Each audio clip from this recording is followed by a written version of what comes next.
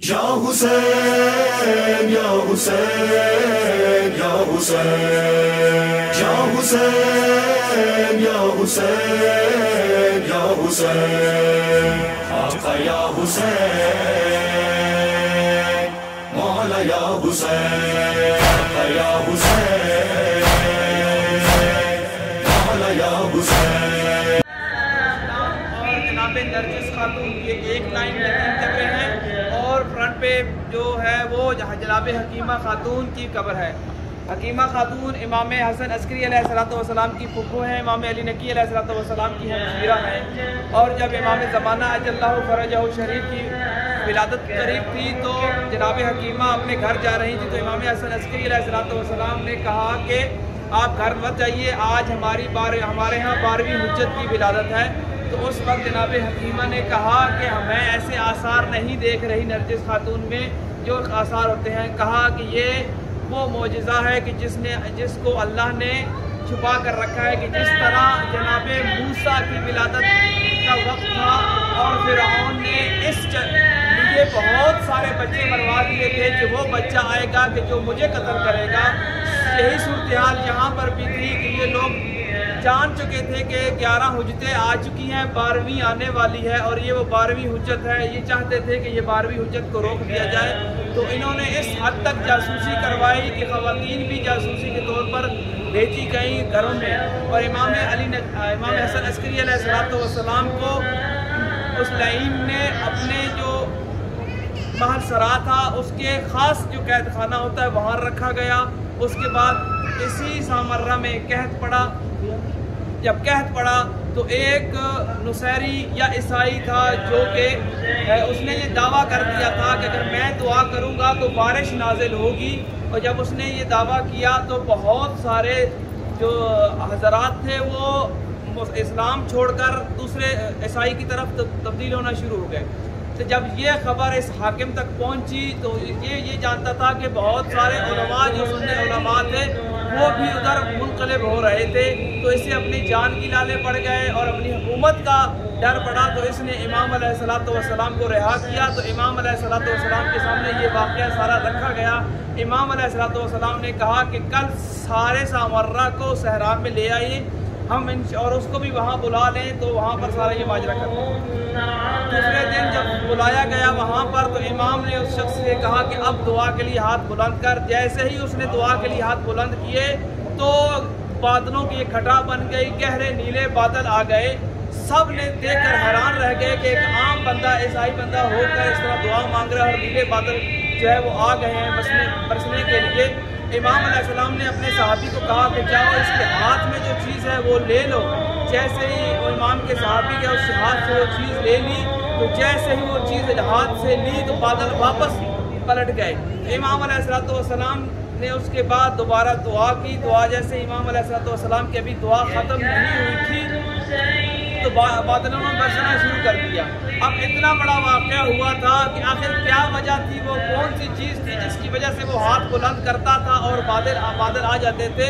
تو امام علیہ السلام نے کہا کہ اس شخص کے ہاتھ کسی نبی کی ہڈی لگ گئی تھی، کہ نبی کی ہڈی یا جزو کی یہ خاصیت ہوتی ہے جیسے ہی اسے آسمان کے کھلے آسمان کے تلے رکھا جائے تو بادل اس کے اوپر سایہ کرتے ہیں اور برسنا شروع کر دیتے ہیں. اس وجہ سے وہ شخص مسلمانوں کو گمراہ کر رہا تھا. اس دن کے بعد جب امام علیہ السلام نے اس نے اس وجہ سے رہا کیا، وہ مجبور ہو گیا کہ امام علیہ السلام کو اپنے گھر میں رکھے. پھر اس نے امام علیہ السلام نے کو اپنے گھر میں نظر بند کیے رکھا. لیکن جو 12ویں حجت نے آنا تھا جسے روک کوئی نہیں سکتا، جسے رسول خدا نے کہا تھا کہ میری 12 حجتیں آئیں گی، تو امام زمانہ اجل اللہ فرجہ شریف کا ظہور ہوا. جب امام کا ظہور ہوا تو اس کے بعد 3 سے 4 سال کے بعد امام علیہ السلام کے پاس ایک صحابی آیا. تو امام علیہ السلام نے کہا کہ جب تو واپس جا رہا ہے اور واپس گھر جا رہا ہے، جب واپس میرے پاس آئے گا، میرے گھر میں آئے گا تو تجھے یہاں چیخ و پکار کی آوازیں ملیں گی. تو وہ سمجھ گیا کہ امام دنیا سے جانے والے ہیں. تو اس نے کہا کہ مولا آقا مولا اگر میں واپس آؤں اور آپ کو نہ پاؤں تو مجھے کیسے پتہ چلے گا کہ آپ کا جانشین کون ہے. تو اس وقت امام نے کہا جب تو واپس آئے گا تو جو میرا جانشین ہوگا وہ تم سے 2-3 چیزوں کا مطالبہ کرے گا، اگر وہ چیزیں تمہارے پاس ہوں تو سمجھ لینا یہ میری حجت ہے، میری طرف سے میری حجت ہے۔ تو اس وقت امام علیہ السلام کی زہر دینے کے بعد شہید کر دیا گیا۔ ہر امام کو جو ہے زہر کے ساتھ شہید کیا گیا، کیونکہ یہ لوگ جانتے تھے اگر ہم انہیں امام علیہ السلام کو یا ظلم کے ذریعے تلوار کے ذریعے شہید کر سکتے ہیں یا زہر دے کے، کیونکہ یہ لوگ نہیں چاہتے کہ کسی بھی امام کا جو خون ہے وہ ہماری گردن پر آئے، لیکن اس کے باوجود یہ لوگ ظالم کے ظالم رہے۔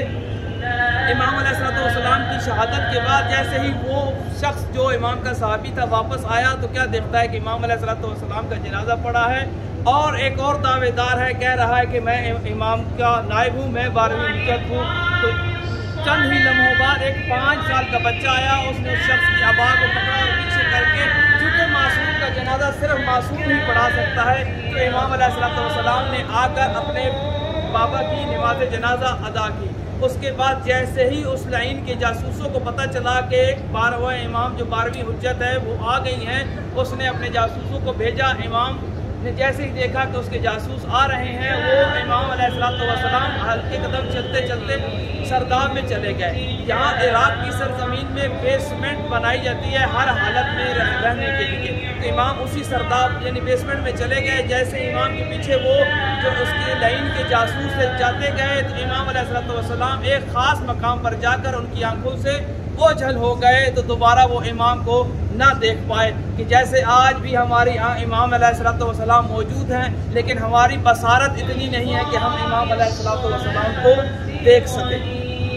تو امام علیہ السلام امام زمانہ اجل اللہ فرجہ شریف، اس عراق میں آپ کو 6 امام علی علیہ السلام، امام حسین علیہ السلام، امام موسیٰ کاظم علیہ السلام، امام محمد تقی علیہ السلام، امام حسن علی نقی علیہ السلام، امام حسن عسکری علیہ السلام، 6 امام اور 7ویں امام کی غیبت اسی عراق میں سے ہے۔ عراق وہ شہر ہے کہ جہاں اتنی عظیم ہستیاں آئیں اور تقریباً 70,000 کے قریب انبیاء بھی اسی عراق کے شہر میں نازل ہوئے، کہ جو ان کو عراقیوں کو اس قوم کی ہدایت کے لیے آئے تھے۔ ہماری طرف تو صرف مرسل بھیجے گئے، پیغام بھیجے گئے دیگر ممالک میں، تو وہ ایمان لے آئے، لیکن یہ ایسی قوم تھی کہ جنہوں نے انبیاء کو ذبح کیا، جنہوں نے اماموں کو ذبح کیا، مگر یہ ہدایت نہ پا سکے۔ نائب رسول پر حسین حسین حسین حسین سر کٹا دیا حسین، ہاتھ نہ دیا حسین، مولا یا حسین یا حسین مولا یا حسین، دل کہاں سے لاؤں جو بیاں کروں یہ واقعہ، حسین یا حسین یا حسین حسین 3 دن کی پیاس میں کیا حوصلہ تھا با خدا، سب حسین پر نثار ہونے کو تھے با وفا، حسین حسین حسین حسین صبر کیا ہے یا حسین، شکر کیا تھا یا حسین، یا حسین مولا یا حسین یا حسین مولا یا حسین، بھائی غازی جیسا دین پر نثار کر دیا، حسین یا حسین یا حسین حسین